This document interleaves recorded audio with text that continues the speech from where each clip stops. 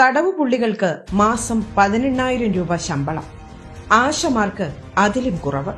മനോരമ മുതൽ കനകൂലു ഫാക്ടറികൾ വരെ 2 ദിവസമായി പ്രചരിപ്പിക്കുന്ന കഥയാണ്.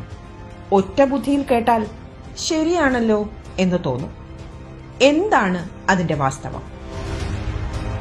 കേരളത്തിലെ തടവു പുള്ളികൾക്കുള്ള വേതന പരിഷ്കരണം നടന്നിട്ട് 8 വർഷമായി. ജീവപര്യന്തം തടവിന് ശിക്ഷിക്കപ്പെട്ട് കഴിയുന്ന ഒരാൾ കോടതിയിൽ പെറ്റീഷൻ നൽകുന്നു. തടവു പുള്ളികൾക്ക് ലഭിക്കുന്ന പ്രതിഫലം കുറവാണ്. കാലോചിതമായി അത് പരിഷ്കരിക്കണമെന്നും കർണാടകയ്ക്ക് തുല്യമായി ഉയർത്തണം എന്നുമായിരുന്നു ആവശ്യം. കോടതി അത് അംഗീകരിക്കുകയും മിനിമം കൂലിക്ക് തുല്യത വേണമെന്ന് ഉത്തരവിടുകയും ചെയ്യുന്നു.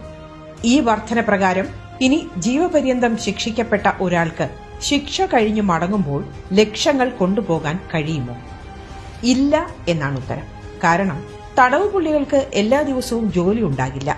ഉള്ള ദിവസങ്ങളിൽ ലഭിക്കുന്ന വരുമാനത്തിന്റെ 50% അയാളെ ആശ്രയിക്കുന്ന കുടുംബത്തിന് അയച്ചു നൽകണം. 30% ഇരയ്ക്ക് നൽകണം. ബാക്കി 20% അയാളുടെ ജയിലിലെ ആവശ്യങ്ങൾക്ക്, ക്യാന്റീൻ അടക്കമുള്ള കാര്യങ്ങൾക്ക് ഉപയോഗിക്കാം.